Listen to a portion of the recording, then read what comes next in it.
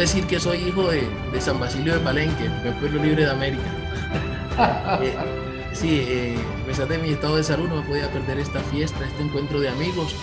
Agradecerles a todos los organizadores por la formidable organización, por la calidad científica del evento, especialmente al doctor Uriel Escobar, doctor Castaño, que ha sido nuestro líder en este proceso, eh, a todos los conferencistas que aceptaron acompañarnos, doctor Néstor Sherman, a Helen, a, a, a Levinson y al doctor Garrido. Y un reconocimiento especial a Samuel Zuleta, que se ha encargado de todo el engranaje tecnológico de este encuentro y que no hubiese sido posible sin la ayuda de él. Samuel también es psicólogo y es de las entrañas de nuestra asociación. Yo decidí hablarles un poco de que el GENCES es un fenómeno problemático, ¿sí o no? Y si es problemático, pues ¿en dónde está el problema? ¿Y cuáles son las pruebas de ese problema? ¿Ya? Entonces, ese es el título de la conferencia. Es el que es un fenómeno problemático y vamos a hacer un análisis de los riesgos. Entonces, el propósito de esta ponencia es hacer una descripción y un análisis de los riesgos para la salud global del KENSES desde una perspectiva de salud pública. Miraremos la conceptualización del KENSES que Helen ya hizo de manera impecable solamente para tenerlo como marco contextual y definir si es riesgoso o no el fenómeno. Y después contestar la pregunta de que si el KENSES es un fenómeno problemático. Y si es problemático, ¿cuáles son las pruebas que lo soportan? ¿Ya? Entonces, pues ya sabemos que a lo largo de los años usar sexo y drogas es un fenómeno muy antiguo. Sin embargo, ha evolucionado a unas connotaciones distintas que hoy hemos denominado KENSES, como la ingesta voluntaria de ciertas sustancias psicoactivas y también no psicoactivas. Hay un artículo reciente que se llama La Nueva Generación MTB, que es la mefedrona, el Viagra y otras drogas, en donde además de las sustancias psicoactivas para potenciar las relaciones sexuales, se utilizan los inhibidores de la fosfodiesterasa 5. Entonces, es la ingestión tanto de sustancias psicoactivas como no psicoactivas en fiestas y encuentros sexuales para facilitar, intensificar el encuentro sexual. ¿Y en quién ocurre? Principalmente en hombres que tienen sexo con hombres. Esa es la definición epidemiológica original, ¿ya? Pero hay una definición operativa y la persona que introdujo este término es un salubrista que es un ser humano que practicaba sexo con hombres y practicaba KENSES. Pero después cuando empezó a visualizar los problemas de esto, decidió cambiar de escenario y ponerse en el escenario terapéutico para ayudar a las personas que tenían KENSES, que eran no heterosexuales y que tenían estos problemas. Entonces, esa definición operativa que empezó Stewart y fue avalada por otros salubristas es el uso de cualquier combinación de drogas en las que tenía que estar necesariamente la metanfetamina, la mefedrona y el gamma-hidroxibutirato, y que esas drogas se consumían antes o durante la relación sexual en hombres que tenían sexo con hombres. Esta definición es operativa, como nos decía Stuart, sin embargo, tiene sus limitaciones porque no recoge toda la dimensión cultural. Cuando yo empecé a explorar este tema en Colombia, gracias al doctor Castaño, por una tarea que me puso, empecé a llamar a líderes de la comunidad LGTBI en Colombia y les pregunté, ¿saben qué es KENSES? La respuesta es no. Cuando el 100%, y a los que les describí el fenómeno de KENSES, después me dijeron, sí, el 100% dijo, sí, nosotros hacemos eso, doctor, pero no con esas drogas que usted dice porque no las tenemos acá. Nosotros utilizamos cocaína, poppers y lo otro. Es decir, es un fenómeno que tiene dimensiones también culturales y la definición se ha ampliado. ¿Ya? Eso quería decirles. ¿Cuándo se empezó a visualizar que el KENSES era un problema? Después que Stewart empezó a mostrar los problemas del KENSES, ahí empezaron los salubristas, los epidemiólogos y los infectólogos a reconocer el KENSES como un problema. Incluso esta famosa editorial que marca un hito en el desarrollo del KENSES, que se publicó en el 2015 de Macaulay y colaboradores, miren el título, ¿qué es KENSES y por qué importa? Debe ser un problema de salud pública. Y en esa editorial empezaron a recoger información sobre los riesgos que tenía KENSES. A partir de allí es que yo voy a compartirles esta conferencia, mostrar que a pesar que estamos en un mundo de libertades donde las personas pueden hacer lo que quieran, nosotros los que estamos desde la perspectiva de salud pública estamos para cuidar. Y si cualquier fenómeno, por placentero que sea, atenta con la salud, nosotros debemos identificarlo como un asunto de salud pública al cual hay que atender. Fíjense ustedes que esta definición me gusta mucho de un experto en drogas de España que dice que juntar sexo y drogas no es nuevo. Sí lo es, sin embargo, hacerlo de manera compulsiva, durante 2 o 3 días seguidos. Ahí está. Ahí estoy marcando en rojo algunos de los sellos distintivos de las sesiones de Kenses de la práctica, la duración en el tiempo. Segundo, consumir esos estupefacientes a dosis altas y alta frecuencia. Segundo aspecto. Tercer aspecto, sexo duro pasional, eso no es problema, sí, pero sin preservativo y con varias parejas, de las cuales no se conoce su estado serológico. Además de la adicción a las drogas, pues supone una posible vía de contagio de infecciones de transmisión sexual. Entonces, fíjense que ya ahí lo vamos esbozando para responder nuestra pregunta clave de esta ponencia. ¿Es el cáncer un fenómeno problemático? Pues la respuesta es sí, y hay varios elementos que dan cuenta de ese sí. Primero, hay un elemento clave en la definición del cáncer, que es que las sesiones son largas, es decir, el tiempo. Y a mayor tiempo de exposición a diversas sustancias, mayores riesgos. Por ejemplo, si usted consume mefedrona por 3 días sin comer y sin dormir, puede tener una depresión respiratoria. Si tiene sexo anal sin condón por muchas horas, habrá mayor irritación de las mucosas, heridas, rasgados o sangrados del ano, de la mucosa intestinal, que eso hace que se compartan los fluidos de la persona. Y eso es un caldo de cultivo eficaz para las infecciones transmitidas por sangre como VIH, hepatitis, por ejemplo. Incluso lesiones en la piel del pene.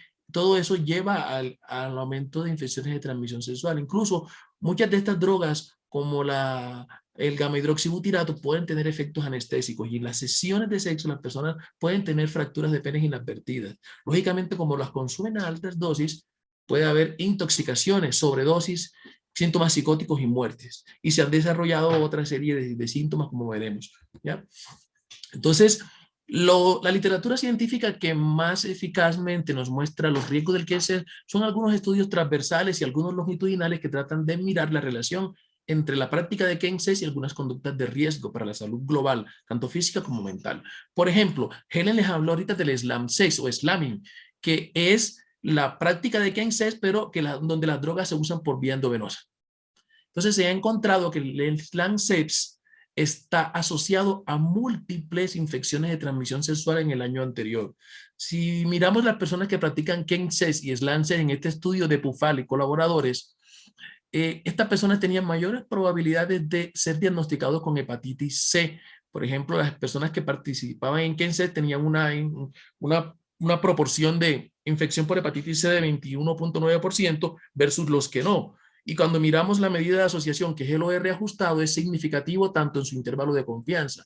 Las personas que practicaban en SLANCES versus las que no practicaban en LENCES tenían una mayor proporción de infecciones por hepatitis C. Miren la diferencia de proporción, 36 y 5, pero la diferencia de proporción no dice nada, lo que dice es el OR, y el OR es de 9.3, o sea que se aumenta el riesgo. Y el intervalo de confianza sigue sin pasar por el 1, por eso es riesgoso. Y es contundente ese dato.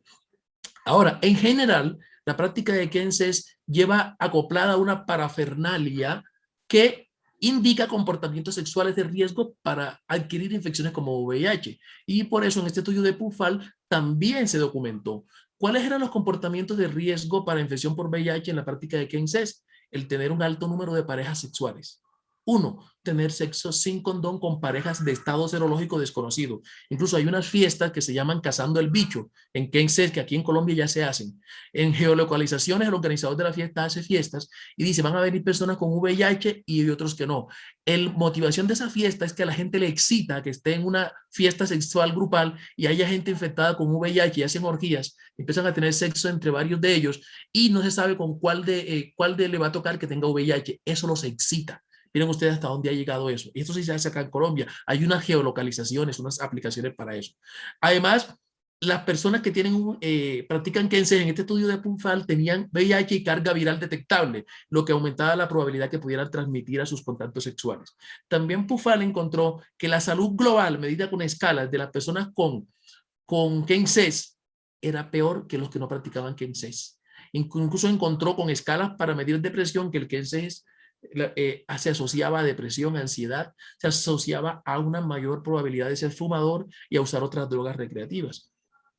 Entonces hay un riesgo claro. Hay un estudio de Carey y colaboradores en Estados Unidos, que es un estudio de casos y controles que se hizo para indagar los comportamientos sexuales de alto riesgo e infección reciente por VIH en hombres que tenían sexo con hombres y practicaban incest. Entonces los casos eran esos hombres que tenían sexo con hombres y practicaban incest. Y los controles no practicaban incest. ¿Qué se encontró en este estudio? Que los casos de los que practicaban incest con mayor frecuencia tenían una o más parejas sexuales VIH positivas, ¿ya? Y que practicaban con más frecuencia sexo anal no protegido en los últimos 6 meses. Y a esas personas que practicaban incest tenían una o más diagnósticos de infecciones de transmisión sexual y el uso de polidrogas. Entonces tenían mayor proporción de sexo anal no protegido con parejas VIH, utilizaban más Viagra y poppers, y el uso de Viagra y poppers más el sexo anal no protegido se asoció, oigan esto, a seroconversión reciente, es decir, que parecía había una relación importante de asociación entre el incest y el riesgo reciente de una infección por VIH. Fíjense que hay varios estudios similares. Se encontró que el uso sexualizado de drogas, que también se conoce con este término, se asoció a una reciente infección de transmisión sexual. Las pruebas estadísticas ajustadas lo indican. Además, el uso sexualizado de drogas o incest se asoció al uso de drogas para mejorar la imagen y el rendimiento y a tener mayor número de parejas masculinas con las cuales se practicaba sexo sexual no protegido, ¿ya? Hay otra serie de riesgos que no son físicos, también son psicosociales asociados al incest. En este estudio de Hilbert, en el Reino Unido, se encontró que ser del grupo étnico negro, vivir en una Asia más densamente poblada, tener 6 o más parejas sexuales masculinas sin condón y tener bajo autoeficacia sexual se asociaba con el uso sexualizado de drogas. Debo hacer un paréntesis corto, es que hay 2 tendencias conceptuales en el mundo sobre el uso sexualizado de drogas, que se refiere a cualquier uso de drogas para la relación sexual. Pero cuando se habla de incest, algunos lo limitan específicamente a mefedrona, gamma-hidroxibutirato y cristal metanfetamina. Por eso es que ustedes ven que en la literatura hay esas 2 definiciones. Pero vamos a tomar la definición de sinonimia entre incest y uso sexualizado de drogas. En ese sentido, este estudio de Hilbert mostró que el uso sexualizado de drogas se asoció a una menor satisfacción con la vida y a un impacto negativo en la vida. Ya hay variables psicológicas, ¿ya? Por ejemplo, cuando se miran personas, hombres que tienen sexo con hombres VIH positivos, se ve que la frecuencia de incest es alta, ya Helen nos ha dicho, ¿ya? De 29%, del SLANC 16%. En este estudio se encontró que el uso sexualizado de drogas se asoció a un mayor número de conductas sexuales de alto riesgo y un mayor número de diagnósticos de infecciones de transmisión sexual. Por ejemplo, la hepatitis C se asoció a un SLANC de manera significativa con un OR ajustado de 5.2 y el intervalo de confianza sigue siendo significativo. El incest también se asoció a hepatitis C. Quiere decir que las personas que practicaban incest tenían 2.51 más veces de tener hepatitis C y también se mantiene el intervalo de confianza significativo por encima del 1. Entonces hay pruebas estadísticas suficientes. En este estudio se ve, en este estudio participó Helen, es un grupo de, se llama GESIDA en Madrid con personas con VIH, se ve cómo las prácticas de incest se asocian a infecciones de transmisión sexual como sífilis, gonorrea, clamidia y hepatitis C. Vemos que en el análisis univariado se ve cómo ser nacido en España, por ejemplo, tener una falta de adherencia a la terapia antirretroviral, tener más de 20 compañeros sexuales al año o en 6 meses, o tener sexo anal sin condón, o practicar incest o enlace se asociaba. Ya depurando más el análisis, ya en el análisis de regresión logística multivariado, pues ya las variables que más potentemente se asociaban con incest eran el múltiple número de parejas sexuales, el practicar sexo anal sin condón y el incest como tal. Así que, embargo, no quiere decir que las otras variables no se asocian. Posiblemente hay sesgos en el tamaño de la muestra que no permitan entender asociaciones, lo que indica que hay que seguir investigando esto. Sin embargo, otros autores sí han mostrado esas asociaciones. Por ejemplo, este estudio de Hunter, en un centro de atención de hombres que tienen sexo con hombres, que consumían drogas en Londres, se encontró que estas personas tenían en promedio 5 parejas sexuales por cada sesión de incest. Y la norma de estas sesiones era sin preservativo. Esas son las famosas fiestas en la comunidad LGTBI que se llama bareback, que ahí todo el mundo va a ir a tener sexo. El organizador les reparte la droga y el criterio de inclusión es sin condón. Los hombres que tienen sexo con hombres, a pesar de ser conscientes de ser VIH positivos y tomar antirretrovirales, siguen practicando KENSES más comúnmente con personas HIV negativo o con estados serológicos negativos. Entonces se imaginan aquí la probabilidad de transmisión continua de esta enfermedad.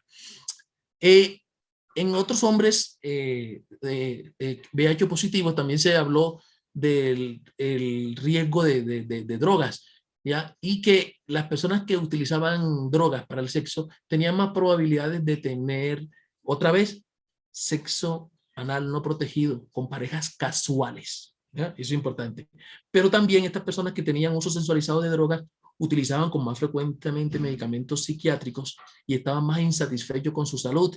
Pero hay una cosa importante aquí que puse en rojo, que esas personas que tenían VIH, que practicaban KENSES, tenían un recuento de linfocitos TCD4 más bajo. Los linfocitos TCD4 son los que nos defienden y son los que se bajan en el VIH y hacen que la gente tenga infecciones y por eso se muera. Además, esas personas que practicaban KENSES tenían una mayor cantidad de virus en la sangre y era más fácil transmitirlo, es decir, lo que se llama carga viral. Eran jóvenes y había otra cosa, que tenían un debut sexual más temprano. Eso nos alerta también que ya los adolescentes que no son homosexuales, que tienen sexo con hombres, también están empezando a tener esta serie de prácticas. Nosotros que vamos a estar en el CAT Vivo, en la Clínica San Juan de Dios, vamos a estar muy atentos a este tipo de manifestaciones. De hecho, con Levinson hemos tratado de hacer el estudio, pero ya yo creo que ya el año que viene, si vamos a tener la victoria, vamos a poder hacer un estudio por lo menos piloto acá entre Medellín y Manizales sobre KENSES para saber si esto existe o no en Colombia, que fue lo que decía el doctor Castaño cuando me puso la tarea de, Carlos, averigüe qué es KENSES y si esto existe en Colombia. Bueno, finalmente, este también es el estudio con que hizo su tesis doctoral Helen. Ella evaluó 742 hombres que tenían sexo con hombres, ¿ya? VIH positivos en 22 clínicas de VIH de Madrid, y se encontró que el SLAMCES se asoció a depresión, ansiedad y trastorno por consumo de KENSES comparado con KENSES. Este fue el primer estudio que comparó ya con evaluación clínica, con entrevistas estructuradas por psiquiatras, la asociación entre SLAMCES y depresión, ansiedad y otros trastornos por consumo de sustancias. Con el doctor Danilo Parra hemos visto unos casos que estamos pendientes de publicar en Colombia de pacientes que él tiene, que son VIH positivos, empezaron a consumir anfetaminas para la práctica sexual y después desarrollaron adicción a la anfetamina. Entonces, fíjense, similar a lo que encontró Helen acá, que el SLANCE se asoció también al uso de múltiples drogas, a infecciones de transmisión sexual, a hepatitis C, a síntomas más severos de abstinencia y dependencia, a intoxicación más severa, a síntomas psicopatológicos más severos, a síntomas paranoides y comportamiento suicida. Entonces, ya finalizando, no se pueden olvidar las consecuencias psicosociales del KENSES. El uso sensualizado de drogas o KENSES se asoció claramente a un riesgo de VIH y otras infecciones de transmisión sexual, pero ahí viene otro fenómeno comportamental, mala adherencia a los antirretrovirales. Y también se asoció a un conteo bajo de CD4. Mientras más bajo estén los CD4 en una persona con VIH, es un indicador de que está mal. Es como cuando uno le hace la hemoglobina glucosilada al diabético, ¿ya? Además, el KENSES y el uso sexualizado de drogas se asoció a pérdida de amigos, a deterioro laboral, a estigmatización, a malestar psicológico y trastorno relacionado con sustancias. De hecho, cuando empezaron las definiciones de KENSES, Stuart decía que las personas que practicaban KENSES se sentían marginados por la sociedad y utilizaban el KENSES como una práctica para mitigar o paliar esa percepción de desaprobación de la sociedad por ser ellos gay y tener sexo entre ellos, pero después se le terminó convirtiendo en un problema. Es decir, que fue una estrategia de afrontamiento inapropiada. Esto resume lo que he dicho en esta conferencia, que el KENSES es un fenómeno en donde pueden participar personas con HIV o sin HIV, tienen expectativas psicológicas y sociales o emocionales y buscan el KENSES por alguna razón, es decir, que hay alguna cosa subyacente, es decir, hay patología dual posiblemente, algún trastorno del ánimo, psicótico, de personalidad. Y ya la práctica, la conducta como tal, es la estrategia ABC para entender eso, que fue la que utilizamos en mi trabajo de grado de maestría, donde hicimos una revisión, un scope and review sobre KENSES. Ahí están los antecedentes, la B es la conducta, son las conductas sexuales de riesgo, el no uso del condón, múltiples parejas sexuales, inyectarse drogas y compartir agujas. ¿Cuál es el resultado de eso? Infecciones de transmisión sexual, intoxicaciones, dependencia y otra serie de consecuencias físicas y sociales. Entonces, podemos concluir, entonces, si sigo citando, estudios van a ir en la misma dirección. Y hay que hacer más estudios para poder documentar mejor las asociaciones y los riesgos de KENSES. Concluimos entonces que el KENSES está asociado a conductas sexuales de riesgo para la salud física y mental e incluso trastornos adictivos. Está asociado especialmente a infecciones de transmisión sexual como VIH, hepatitis C, pero también gonorrea, otras, shigelosis. Evidentemente es un problema de salud pública que constituye un reto para los profesionales sanitarios porque tendremos que atender personas con una tipología, un fenotipo que no estamos acostumbrados y para el cual no nos han formado en nuestras escuelas. Si no nos han formado bien en patología dual, no nos han formado para atender en unidades de adicciones personas que tengan esta característica, que sean hombres que tengan sexo con hombres, que tengan VIH, que practiquen KENSES, y detrás de eso hay otra serie de patologías asociadas. Y el KENSES es un escenario en donde confluye el estigma multifactorial, el estigma por ser no heterosexual, por tener VIH, por consumir drogas y por tener otro trastorno mental y ser de estratos marginados. Entonces es un reto para los profesionales sanitarios, para las autoridades políticas, para los que formulan las políticas públicas, para la sociedad civil y para los medios de comunicación. Y cuando el fenómeno está invisible, como en Colombia, estamos tranquilos, pero ya cuando de pronto pasen algunos años y empecemos a ver que se empieza a repuntar la infección por VIH, como ya está pasando en algunas ciudades, y se empiezan a mirar las causas de esto, posiblemente nos vamos a encontrar con fenómenos como KENSES, aunque no sea el único, puede estar aportando mucho. Una advertencia y es una preocupación que venimos manejando hace 3 años, y por eso hemos estado estudiando el tema. No hay estudios epidemiológicos apropiados para identificar el fenómeno. Sí existe una encuesta que se llama LAMIS, la encuesta latinoamericana, que evalúa varias conductas de la salud en hombres que tienen sexo con hombres, y ellos hicieron algunas preguntas de KENSES. Con ellos tenemos un convenio incluso para ayudarnos a hacer este estudio, pero todavía no se ha hecho la publicación oficial de los resultados de ellos. Entonces es un reto para los investigadores. Entonces, muchas gracias. Justo acabé en el tiempo. Ramón.